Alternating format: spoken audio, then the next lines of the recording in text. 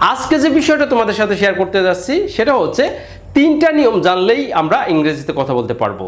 So বন্ধুরা, সেই তিনটা নিয়ম কি সেগুলো শিখব। এবং যারা ইংরেজির কিছুই বোঝো না, ইংরেজি শিখতে চাও, ইংরেজির কিছুই জানো না, কোনো গ্রামাটিক্যাল জানো না, কোথায় থেকে ইংরেজি শিখবা, কিভাবে শিখবা, কোন ওয়ার্ডগুলো শিখবা, কিছুই বোঝো না, তাদের জন্য এই ভিডিওটা অনেক ইম্পর্টেন্ট। কারণ আজকে আমরা এমন তিনটা নিয়ম জানবো, এই যে নিয়মগুলো জানলে আমরা অনায়াসে ইংরেজিতে কথা বলতে পারবো। তাহলে বন্ধুরা, দেরি না করে চলো চলে যাই, আমরা সেই তিনটা নিয়ম শিখবো যেগুলো দিয়ে ইজিতে আমরা কথা বলতে পারি। সো বন্ধুরা, দেরি না করে চলো আমরা চলে যাচ্ছি। আজকে আমরা তিনটা নিয়ম শিখব।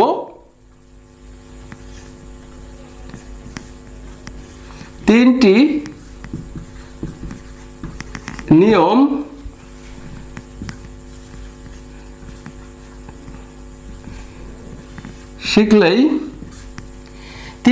শিখলেই ইংরেজিতে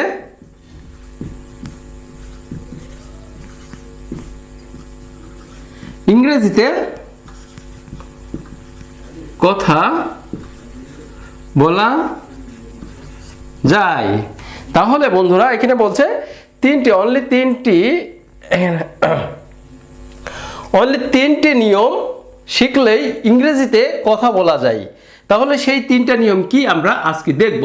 তাহলে প্রথম নিয়মটা যেটা আছে সেটা হচ্ছে, দেখো যে প্রথমে আমরা যে জিনিসগুলো শিখব সেটা হচ্ছে প্রথম নিয়মটা। দেখো, নিয়ম 1,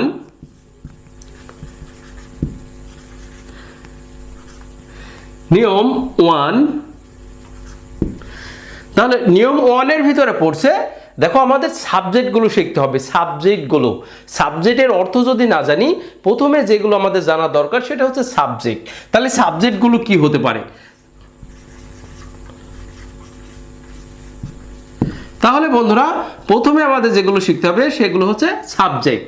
এখন সাবজেক্ট কি তোমরা জানো যে কর্তা নিজেই যে কাজ করে সেটাই হচ্ছে সাবজেক্ট। তাহলে কর্তা যেহেতু কাজ করে, কর্তাই হচ্ছে সাবজেক্ট। তাহলে আমাদের জানতে হবে যে এই সাবজেক্টগুলো কোনগুলো আর কোনগুলো দিয়ে আমরা কথা বলতে পারবো।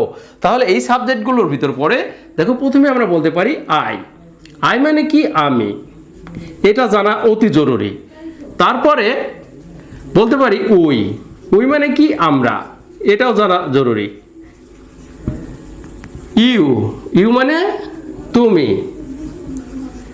তারপরে আরেকটা ইউ মানে তোমরা।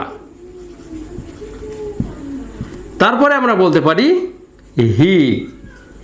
হি মানে সে মানে সে।